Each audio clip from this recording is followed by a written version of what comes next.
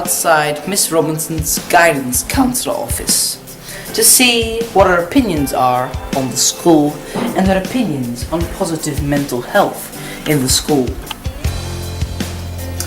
Well, I have found lying around in your office these. Could you explain? You mean these? Every morning, our principal announces on the intercom the birthdays for the day, and my job, part of my job as guidance counselor, is to go around and give out the birthday pencils. And this has our school motto: a winner never quits and a quitter never wins. Now, I see you do seem to be sitting on a very interesting chair. Could you explain the throne? I'm actually sitting on a throne. I know, I don't usually sit on the throne. I sit on my leather office chair. This throne is for my students when they come to see me. And I tell my grade 5 students when I go to visit them, when you come to George Street, you're going to see my throne. So that starts with the anticipation a little bit about coming here. They get all excited about seeing Mrs. Robinson's throne. So this does help settle them in, make them feel a little bit more comfortable when they're here to talk about things that maybe aren't so comfortable for them. So I love my throne, and I hope to keep it for a long time. I'm here today inside the principal's office with, well, the principal. He was going to answer some of my questions today. Alright, Mr. Plourde, hello. Okay, I have one question for you. Is it difficult to get staff to volunteer to lead clubs in the school? It's not an issue of difficult to get staff to lead clubs. It's really to understand what it is the students want in terms of getting engaged in the school. And because we do have a lot of clubs, and as most students know, a lot of those clubs are definitely run by staff. The challenge is, are the students ready to help us lead the clubs? And that's a question that I think we're at that point now. Can grade 8s help us run clubs? Does it have to always be teachers and staff? Is it time for us to look at a different way of having students take the leadership in running the clubs? Good. Okay, do you think these clubs promote positive mental health for the staff? No doubt, it's a great way to connect with students. It's positive mental health for staff and for students. I know as a principal it's easy for me not to be involved in clubs, but I am involved in as many as I can in whatever way I can. Why? Because it's good. It's good to see students in action. It's good to see students excited about stuff. And that's what teachers would say makes being part of a club good for them, because it's good to see students excited, but then it's also good for students because it gets them a chance to do something different. Hele, you've been involved in all kinds of clubs. I have to admit. And has it been positive for you? It has been very positive indeed. And the cameraman right behind there, he's been involved in all kinds of clubs, and he's shone over the years, because I never would have thought Camden would be quite a hand. My student clubs that I help look after at school promote positive mental health in many different ways. I think every human being has the sense to be valued and the sense to be heard, and to know that as a person you are contributing to your society and that people actually care what you have to say. In student council, the kids fundraise the money. We, the adults, do not spend that money without their approval. It is totally student-driven, and the students have a voice. They know that without their okay, that money will not be spent. And today we are going to be interviewing the teacher in charge of Spark.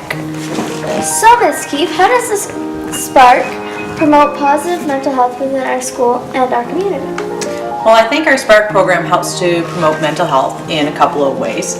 First of all is with student engagement. Everybody belongs to Spark and everybody gets to participate, and I think that sense of belonging is important to mental health. We also promote mental health in the variety of programs that we offer. So there are some physical fitness type of ones where the kids get to play tennis or go swimming or skating. And we know that physical fitness is directly related to mental health. And we have others that actually promote mental health directly, whether it's through yoga or Jinjitsu. And today I'm interviewing Blair, and he is a member of Best Buddies. So Blair, what kind of activities do your club members participate in that benefit the school or others? Well, it benefit others because when somebody's not really social and they get into Best Buddies, they have somebody to hang out with and play games, and they'll be more social and make some new friends. And some of the activities are tennis, and sometimes we play some games in the gym and board games. Good afternoon, my name is Catherine. And I'm Alexa, and today we are interviewing a member of Neighborhood Watch. So, what are the benefits to running such a program? Well, Neighborhood Watch is where students from Beyond the Hurt Club go out into different classrooms in the school and talk to students who have been appointed as representatives to their class. Other students in this class can go to this particular person and tell them about things going on. It helps to raise awareness, and it gives students someone they can talk to other than teachers, because teachers can be intimidating at times. What helps make you feel connected here at Georgetown? I think teachers that run clubs, because they want to know about us, and we learn so much about the school, and it boosts school spirit and positive learning environment, and it's just nice knowing the teachers and the staff better, and it helps build a school community. You joined me here today with Mr. Bowdry, a science teacher here at George Street Middle School. We're going to ask him a few questions about his club and how it promotes positive mental health in the community. Mr. Bowdry, hello. Hello, Hilla. How does your club, how did it start, and how does it promote positive mental health? My club is called GTV. It's George Street Television, and it's a club that started 2-3 years ago when a group of students started doing some video production and editing. It includes quite a range of formats, from journalism to theatrical productions to simply covering the school events. And could you explain to us how this club promotes positive mental health in the school and the community? GTV opens the door to clubs to a certain group of students who are not necessarily interested in the athletic field or to the artistic side of the activities we have at school. So they find in GTV a club where they get to socialize and be creative and competitive, but without going in those fields. So it's a bit of a niche, but at the same time it's very creative, and they get rewarded for being part of it. And today we are going to be interviewing the teacher in charge of Beyond the Hurt. So how does this club promote positive mental health within our school and our community? Well, through our Beyond the Hurt Club, we promote positive mental health by listening and responding to a lot of the students' issues about bullying. We provide awareness for the kids, and we try to spread the anti-bullying message. What makes you feel connected here at George Street? Well, I feel connected here at George because of the staff and because of the students. We've got a great bunch of kids and adults that care about the school and care about each other, which makes it really a fun place to teach. And today we are going to be interviewing Aiden, a member of our Beyond the Hurt Club. So tell us, what makes this club successful or makes students want to join? We have a lot of fundraisers basically, and we really get our students pumped up, and they want to join so they can have the chance of giving the next year of grade 6s the same experience they had. What makes you feel connected here at George Street? It's a small town, so you run into everybody all the time, so basically, and everybody's so nice to you that you never feel cramped up in one spot. You can talk to people, you know people have your back, and it's no real trouble here. And today we're interviewing the teacher in charge of multicultural. So how does this club help promote mental health within our school?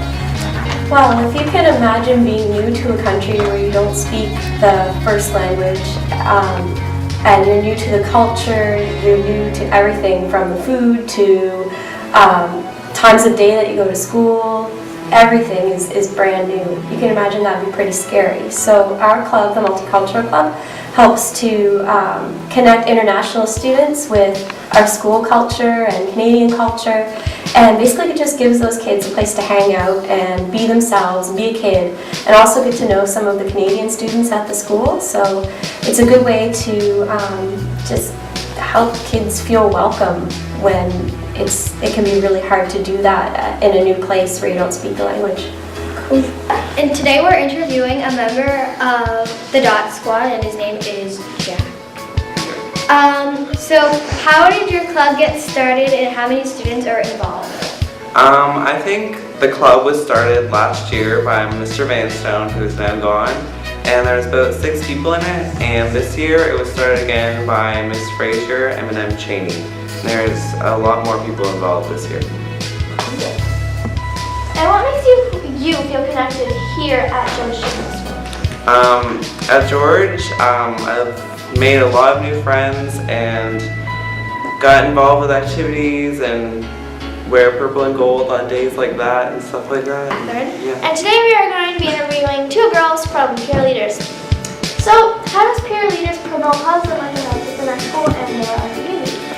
Peer Leaders promotes positive mental health because when you're organized and being successful in school, you get the extra positivity and you spread it around. What makes you feel connected here at George? Well, it feels like we're just one big happy family, and if you ever need a favor, you can just ask someone and they'll help you. And today we're going to be interviewing Annika and Kayla, 2 members of Global George. So, how did your club get started and how many students are involved?